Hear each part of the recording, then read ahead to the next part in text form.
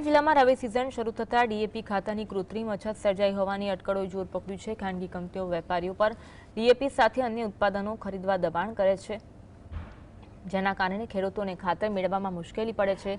ખાતરની ગાડીઓ રજાના દિવસે આવે છે, જેનો ખાતર માફિયા દ્વારા ગેરવહીવટ કરવામાં આવતો હોવાનો આરોપ છે। જિલ્લા વહીવટી તંત્રે મામલે તપાસ કરે તેવી માંગ ઉઠી છે। આજે પાટણ જિલ્લાની અંદર નવાગંજ બજારની અંદર જિલ્લા સંઘમાં એક ગાડી આવી, સરદાર ડેપોમાં એક ગાડી આવી, પ્રાઇવેટ વેપારીના ત્યાં એક ગાડી આવી, બીજી એક અન્ય ગાડી આવી। આમ કરીને 4-5 ગાડી આજના જ દારામાં આવી, પરંતુ માત્ર ને માત્ર 60 થી 70 ખેડૂતોને જ ખાતર આજના દિવસે મળ્યું છે। બાકીનું ખાતર એમને સ્ટોક કરીને એમના મળતિયાઓને આપું છું। તે ખરેખર આ વિસ્તરણ અધિકારીએ અને એના ઉપલા અધિકારીએ તપાસ કરવાનો વિષય છે। તમામ ગોડાઉનો ચેક કરવાનો પ્રશ્ન છે।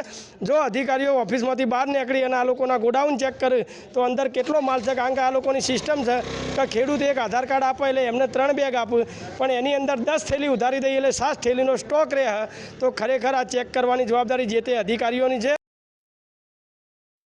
પાટણ જિલ્લામાં કૃત્રિમ ખાતરની અછત ઊભી કરવામાં આવી છે। ગાડીઓ તો રોજે રોજ લગભગ 1,000ની રેક સાથેની આવતી હોય છે। અત્યારે હાલ જો જે કહેવાય કે જીએસટીની ટીમ નવાગંજ બજારમાં આવીને 4 ગાડી આવી છે। કેમેરામાં કેટલાક દ્રશ્યો બતાવે।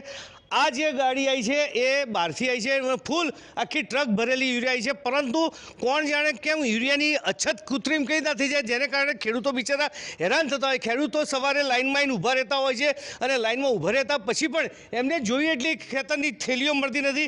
આમ અત્યારે જે અધિકારીઓની વાત કરે, તમામ અધિકારીઓના ફોન સ્વિચ ઓફ થઈ ગયા છે।